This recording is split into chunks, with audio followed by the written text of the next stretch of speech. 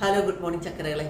നമ്മൾ ഇന്നൊരു ബൈബിൾ വചനത്തോടെ തുടങ്ങുകയാണ്. തിങ്കളാഴ്ച ബൈബിൾ വചനത്തോടെ നമ്മൾ തുടങ്ങും. ഇനി എന്നും ബൈബിൾ വചനമോ ഭഗവത്ഗീത വചനമോ ഞാൻ എടുക്കുന്നതായിരിക്കും.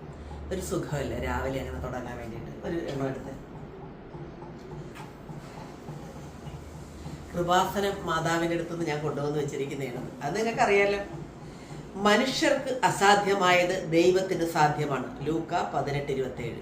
മനസ്സിലായ? നമുക്ക് അസാധ്യമായത് പലതും ദൈവം നമ്മുടെ ജീവിതത്തിൽ മിറക്കിളായി കൊണ്ടുവരും. നമ്മൾ പോലും പിന്നീട് അത്ഭുതപ്പെട്ടു പോകും, ഇതെങ്ങനെ സംഭവിച്ചു എന്ന്. അതാണ് ദൈവത്തിൻ്റെ മാജിക്. അപ്പം ദൈവത്തിൽ ആശ്രയിക്കും. ദൈവത്തിൽ തന്നെ ആശ്രയിക്കാവുള്ളൂ. മനുഷ്യരിലൊന്നും ആശ്രയിക്കില്ല. മനുഷ്യർക്ക് അസാധ്യമായത് ദൈവത്തിന് സാധ്യമാണ്. നമ്മളെ വീണ്ടും പറഞ്ഞു തരികയാണ്, നീ ദൈവത്തിൽ ആശ്രയിക്കുമെന്ന്. ഇത് ഞാൻ ഇടയ്ക്ക് ഭഗവത്ഗീതയും ഇതുമെല്ലാം പറയും. എല്ലാം ഒന്നാണ്, പക്ഷെ നമ്മൾ രണ്ടായി കണ്ടിട്ടാണ്. എല്ലാം ഒന്നാണ്.